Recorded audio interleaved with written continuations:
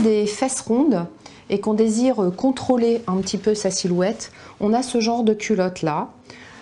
où la culotte est relativement opaque, mais quand même avec un décor de dentelle au niveau de la cuisse et également au creux des reins.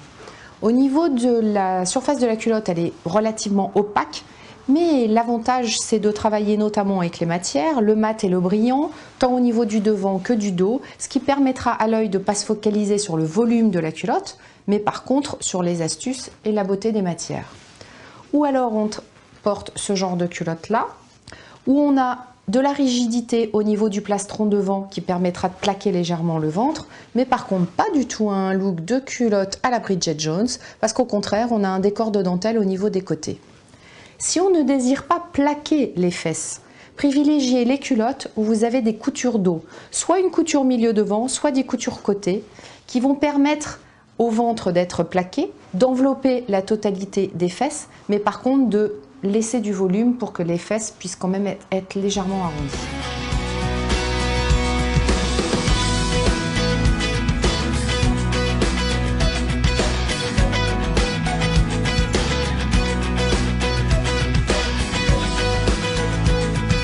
Quand une femme généreuse désire porter un shorty, ce qui est rarement joli, c'est l'élastique de la taille qui vient accentuer le bourrelet du ventre au-dessus et dessous. Dans cette formule de shorty là, la maille est également repliée sur elle-même sans aucun élastique à l'intérieur, ce qui permettra de ne pas venir marquer le ventre. Quand on veut davantage privilégier la rondeur des fesses qu'on a naturellement, privilégiez ce genre de culotte là avec les fesses tout en dentelle qui permettront d'avoir un décor sur les fesses sans venir les contrarier. Par contre, si on a du ventre et de l'estomac, ce genre de culotte haute, c'est l'idéal. Parce que dans la partie haute, on a un renfort pour le ventre qui permettra de contrôler la partie ventre et la partie estomac.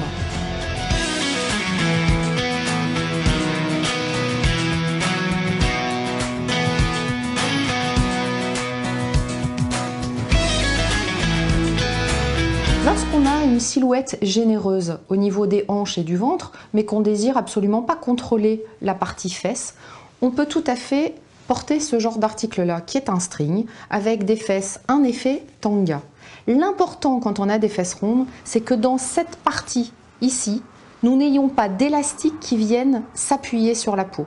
Donc là, en fait, on a la maille qui est repliée sur elle-même dans la ligne révélation, ce qui permettra de laisser la rondeur aux fesses complètement naturelle, mais sans venir l'écraser avec un élastique disgracieux. Quand on a une silhouette généreuse, on n'est pas obligé de porter une culotte qui soit complètement emboîtante.